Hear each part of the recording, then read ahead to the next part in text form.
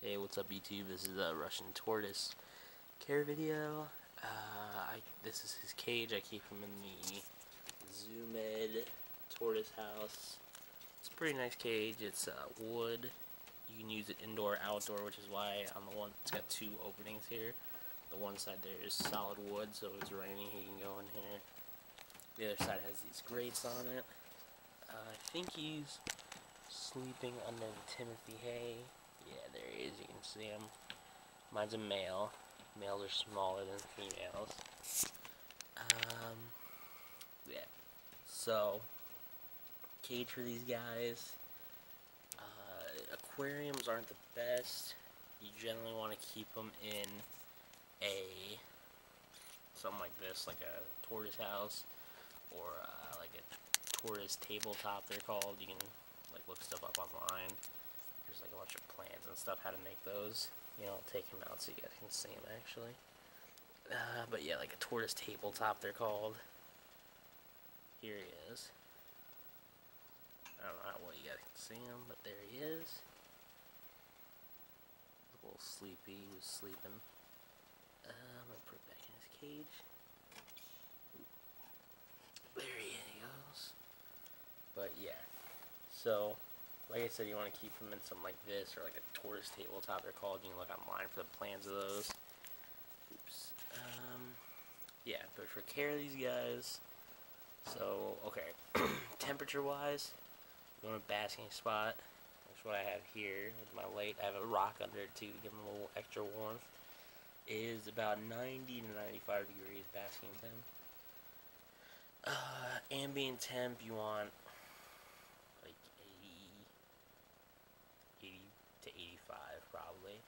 In the cool end, you want the 70s about. Nighttime drops, you want to go down to about 60s. Anywhere in the 60s.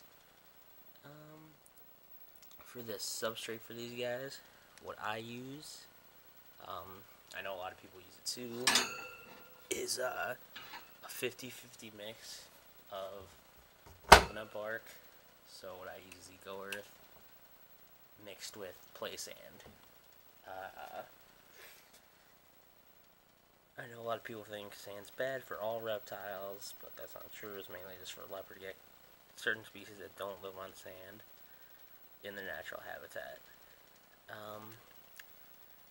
Got a water dish in there, even though they really don't tend to drink from the water dish.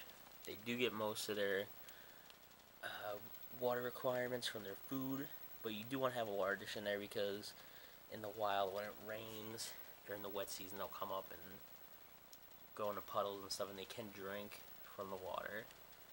A good tip is you want to have like a Rubbermaid container, fill it with warm water to about to like their shoulders, and you want to do this like once a week. You put them in there, and then they'll tend to go to the bathroom in there, so then you won't have as much in your cage, and you won't have to clean your cage as much.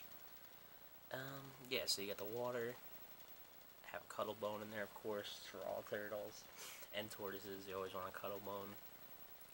Like I said, I have a rock under his heat lamp. You don't need it. I just have it in there. They do need UV lighting, which I have. A little dusty, whatever. Diet-wise, you can feed them a bunch of different kinds of greens. In there right now, I have kale. Kale in there right now. Feed them mustard, greens, endive, escarole, a bunch of stuff. There's a pretty long list. So yeah, you can probably check that out somewhere online if you want to get a full list of stuff to feed them. I usually feed mine a mix of kale, collard, and then the occasional endive, escarole. You want to mix it up, obviously. You don't want to feed them the same thing every day, just like you wouldn't want to be fed the same thing every day. You can handle these guys. They just have to tame up a little bit. They can be a little bit nervous at first, but overall they're pretty easy to care for. You just gotta make sure. Oh, the other thing before I forget, the hay in here, the Timothy hay. It's just like the stuff you give rabbits or guinea pigs or any other type of rodent. They're supposed to eat it occasionally. Mine's never eaten it. He likes to hide under it, is what he likes to do, fall asleep under it.